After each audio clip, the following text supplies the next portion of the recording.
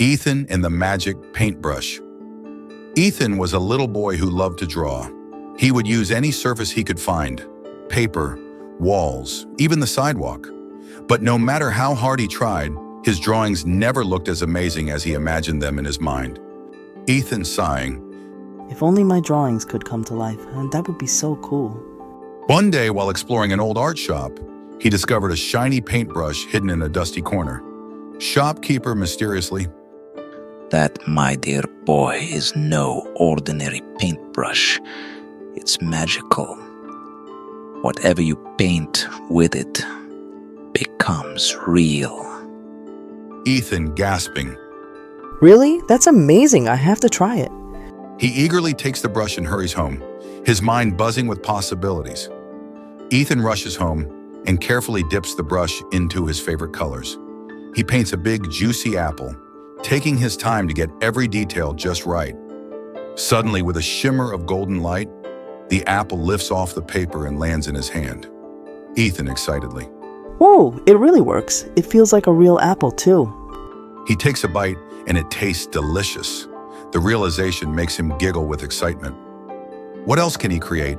He paints a toy train with shiny wheels and poof, a real miniature train appears, chugging around his room. Overjoyed, Ethan starts painting all sorts of fun things. A fluffy blue teddy bear, a tiny flying bird, and even a glowing lantern that floats in midair. Ethan laughing. This is the best thing ever. At first, it's all fun and games, but soon things start to get out of hand. The bouncing balls won't stop bouncing, the toy train zooms too fast and crashes into the furniture, and his room becomes a wild mess of magic creations running amok. Ethan, panicking. Uh-oh.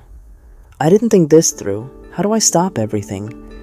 The bird flaps wildly around the room, knocking over his books.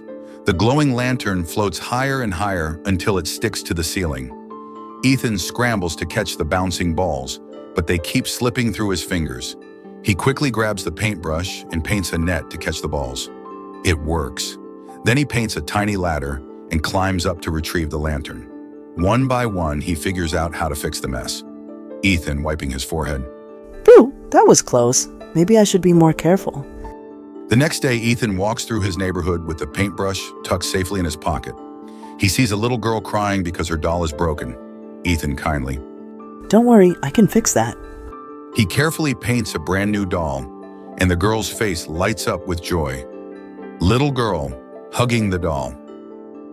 Thank you, Ethan. She's even prettier than my old one. Feeling happy, Ethan continues walking. He sees an old man struggling to carry groceries. He paints a small wagon to help him. Old man smiling. Why, thank you, young man. That's very kind of you. Ethan starts to realize that his magic paintbrush isn't just for fun. It can be used to make people happy. That night, Ethan sits in his room, thinking about everything that happened. He loves his magical paintbrush, but he understands that power should be used wisely. Ethan thoughtfully. I don't need to make things just for myself. I can use this to help others. He remembers the joy on the little girl's face and the gratitude of the old man. That feeling was even better than having bouncing balls and toy trains. From that day on, Ethan uses his magic paintbrush, not just for fun, but to bring happiness to others. Whenever someone needs a little magic in their life, Ethan is there, paintbrush in hand, ready to create something wonderful. Ethan used his magic to feed a stray cat, repair a child's bike, and create books for a curious mind. Moral of the story, true happiness comes from sharing and helping others, not just from having fun for yourself.